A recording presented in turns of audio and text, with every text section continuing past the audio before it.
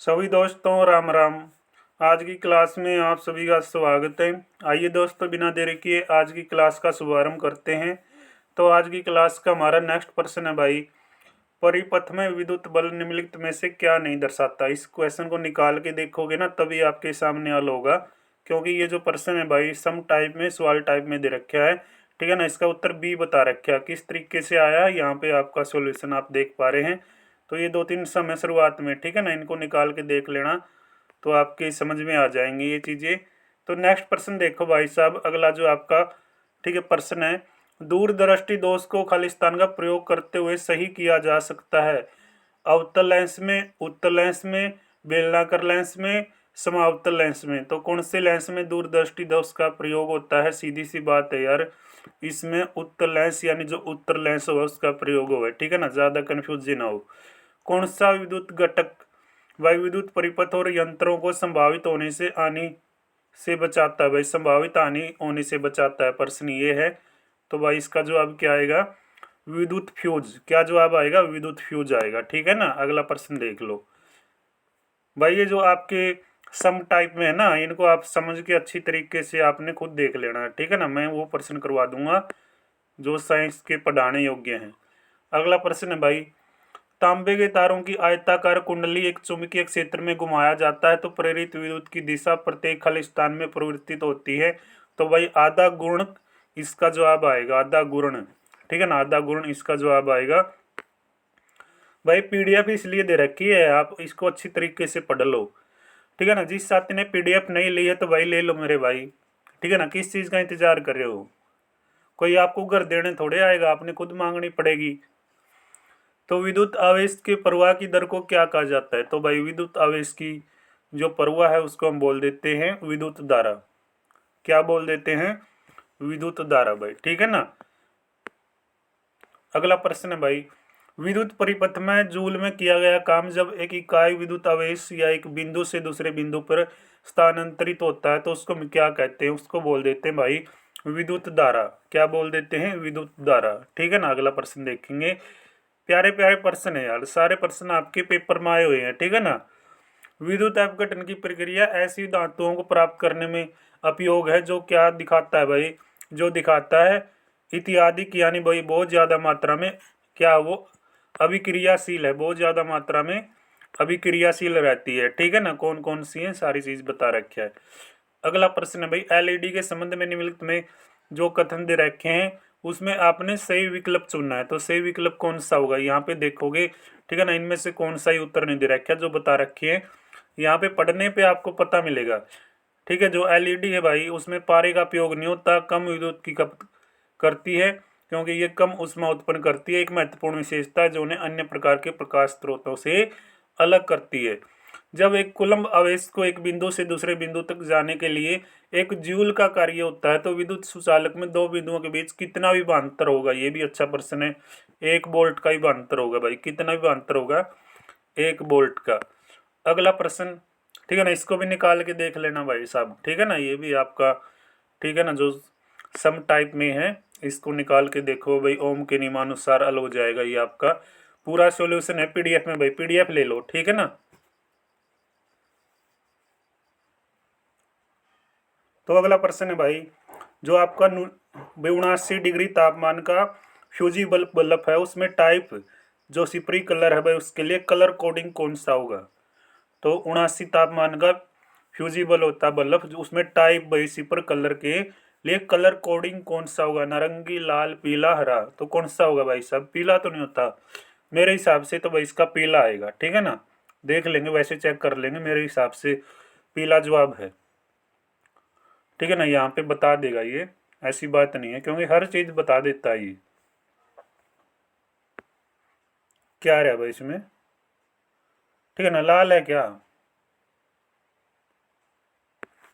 A option दे रहा है क्या भाई? कौन सा ए ऑप्शन में? ठीक है ना, एक बार देख लेंगे। नारंगी भाई, सॉरी नारंगी। ठीक है ना, नारंगी आएगा इसका।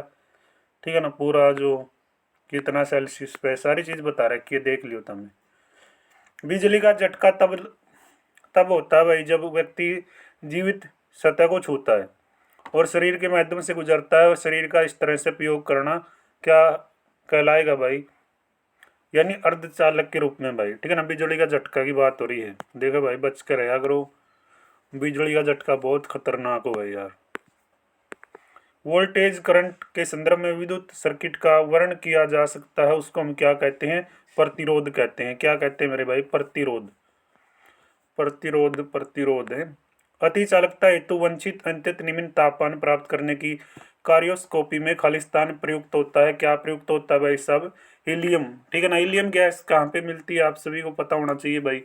हीलियम गैस है जो कहाँ पे मिलेगी, कोई बता सकता है साथी, ठीक है ना। चलो भाई बता दियो हीलियम गैस कहाँ पे मिलेगी, देखते हैं किस किस को पता है कहाँ पे प्रयोग की जाती है। कितनी बार ये प्रश्न आते हैं यार। एक इलेक्ट्रॉन भाई एक चुंबक क्षेत्र में इसके लंबवत कोण को प्रविष्ट करता है, जैसे कि एक चित्र में दिखाया गया। इलेक्ट्रॉन पर कार्यरत बल बल की दिशा क्या होगी भाई, कार्यरत बल की दिशा क्या होगी, ठीक है ना। दाएं ओर या बाएं ओर जो भी है इसको निकाल लोगे, ये भी आपने हल करना पड़ेगा भाई, ठीक है ना। साइंस का इसका बी उत्तर बता रहे, क्या महानुभव ने, बी, ठीक है ना। तो बी उत्तर आ भाई इसका। अगला प्रश्न है भाई, वह युति जो एक परिपथ में एक विद्युत की उपस्थिति की जांच कर सकती है उसको हम बोलते हैं, क्या बोलते हैं भाई, उसको बोलते हैं गैल्वेनोमीटर। क्या बोलते हैं, गैल्वेनोमीटर भाई, गैल्वेनोमीटर, ठीक है। ये डी इसका सही जवाब है। चिप इसका एक आम नाम है भाई, चिप का आम नाम की है, चिप का आम नाम है भाई क्या, इंटीग्रेट सर्किट। क्या नाम है, इंटीग्रेट सर्किट। ट्रांसफार्मर का उपयोग होता है एसी वोल्टता को बढ़ाने के लिए, कम करने के लिए ट्रांसफार्मर यूज किया जाता है, प्रयोग किया जाता है। भाई क्या विद्युतीय तंतु में प्रयुक्त तत्व कौन सा है, तो भाई टंगस्टन, ठीक है ना। टंगस्टन का प्रयोग विद्युतीय तंतु में प्रयोग किया जाता है। अगला प्रश्न है भाई, वोल्ट मीटर आमतौर पर चालक विद्युत परिपथ के दो सिरों के बीच विभवांतर मापने के लिए प्रयुक्त होता है। तो विद्युत परिपथ में वोल्ट मीटर आमतौर पर संयोजित किया जाता है, तो उसको हम देखेंगे किस तौर पे संयोजित होता है। ये आपका संयोजित होता है ये समांतर श्रेणी में। कौन सी श्रेणी में भाई, समांतर श्रेणी में संयोजित होता है, ठीक है ना। अगला प्रश्न देखो घबरो, विद्युत धारा उत्पन्न करने के लिए प्रयुक्त युक्ति कहलाती है भाई, विद्युत धारा को, ठीक है ना, उत्पन्न करने के लिए। तो इसका जवाब क्या आएगा आपके पास, इसका जवाब आएगा जनरेटर भाई। क्या जवाब आएगा, जनरेटर। अगला प्रश्न है, किस धातु का प्रतिरोध न्यूनतम होता है भाई, न्यूनतम प्रतिरोध किसका होता है, सिल्वर का ठीक है भाई, न्यूनतम प्रतिरोध होता है। विद्युत धारा का परिणाम मापने के लिए प्रयुक्त उपकरण बताइएगा, तो भाई कौन सा, एमीटर, ठीक है ना, एमीटर आएगा इसका जवाब। अगला भाई, अपव्यय वेग प्रति इकाई विद्युत क्षेत्र का परिणाम, तो गतिशीलता के तौर पे देखेंगे भाई, ठीक है ना। गतिशीलता के तौर पे देखा जाएगा इसको, मोबिलिटी है। अगला प्रश्न भाई, कौन सा बिजली का सर्वोत्तम चालक है, सर्वोत्तम चालक कौन सा है भाई, सिल्वर, ठीक है ना। बिजली का सर्वोत्तम चालक कौन सा है, सिल्वर भाई, चांदी है। एक सेल में भाई विभवांतर किस इकाई में मापा जाता है, वोल्ट की इकाई में। कौन सी इकाई में, वोल्ट की इकाई के अंदर माप लिया जाता है, ठीक है ना। अगला प्रश्न भाई, निम्नलिखित में से कौन सी धातु बिजली की अच्छी चालक है, धातु पूछा भाई, ग्रेफाइड, ठीक है ना, ग्रेफाइड, ठीक है ना। इंग्लिश में भी सेम नाम है, ग्रेफाइड। तो एक पदार्थ की भाई अपने जो चुंबकत्व को बनाए रखने के लिए अक्षमता को क्या कहा जाता है, एक पदार्थ की जो चुंबकत्व अक्षमता है उसको बनाए रखने के लिए क्या बोलते हैं हम, चुंबकीय शक्ति। यानी भाई उस, ठीक है, पदार्थ की चुंबकीय शक्ति कितनी है, उन्होंने कह दिया, हाँ कुकर चिपरिया भाई।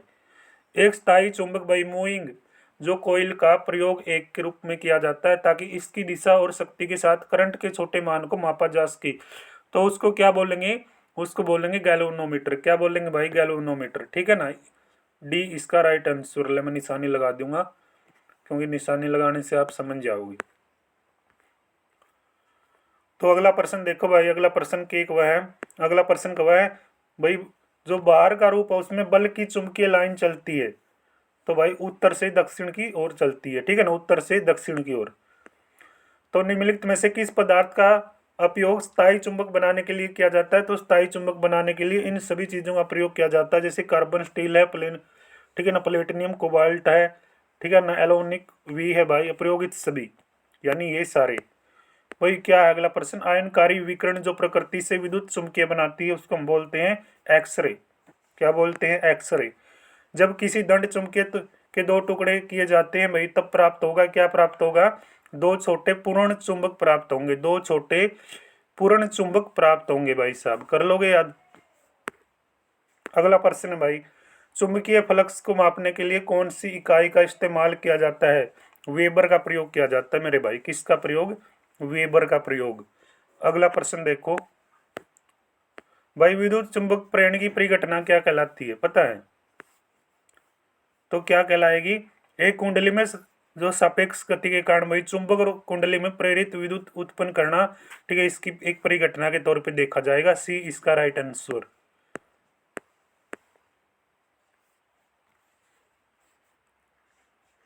तो अगला प्रश्न है भाई साहब, वायु में एक समतल विद्युत चुंबकीय त्वरण के विद्युत क्षेत्र का आयाम 6 गुणा 10⁻³ 4 वोल्ट प्रति मीटर है। तो चुंबकीय क्षेत्र का आयाम बताना आपने, ठीक है ना, कितना होगा?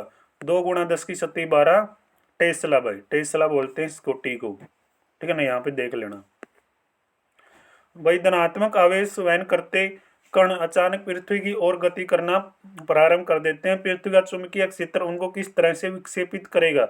तो भाई विक्षेपित करेगा पूर्व की ओर। किसकी ओर कराएगा भाई साहब? पूर्व की ओर विक्षेपित कराएगा। अगला प्रश्न भाई, बाहर चुंबक को समतल रूप से लटकाने पर वह खालिस्तान दिशा की तरफ इशारा करता है। तो भाई इशारा करेगा ये आपका उत्तर से दक्षिण या पूर्व से पश्चिम, कौन बताएगा भाई? उत्तर से दक्षिण की ओर भाई, ठीक है ना, उत्तर से दक्षिण की ओर इशारा करेगा। अगला प्रश्न है भाई, एक अचिन्हित जो क्या घोड़े की नाल भाई चुंबक के दरों को याद कर देती है, तो उसको हम क्या कहते हैं? उसको हम बोल देते हैं भाई साहब एक चुंबकीय कंपास। किसके द्वारा? चुंबकीय कंपास के द्वारा, कंपास के द्वारा भाई, ठीक है। अगला प्रश्न है, विज्ञान की वह शाखा भाई जिसका संबंध मानवीय आंखों द्वारा देखे गए प्रकाश की माप के साथ किया जाता है, उसको हम क्या कहते हैं? उसको बोलते हैं भाई, क्या कहा जाता है दोस्तों? फोटोमेट्री भाई, फोटोमेट्री, ठीक है ना, फोटोमेट्री कहते हैं, photometry. C will be the right answer. अगला प्रश्न भाई आपके समक्ष, प्राकृतिक विघटन नाभिक तत्वों का जो परमाणु क्रमांक होता है वो कितना होता है? 82 से अधिक होता है। कितना होता है मेरे भाई साहब? 82 से अधिक।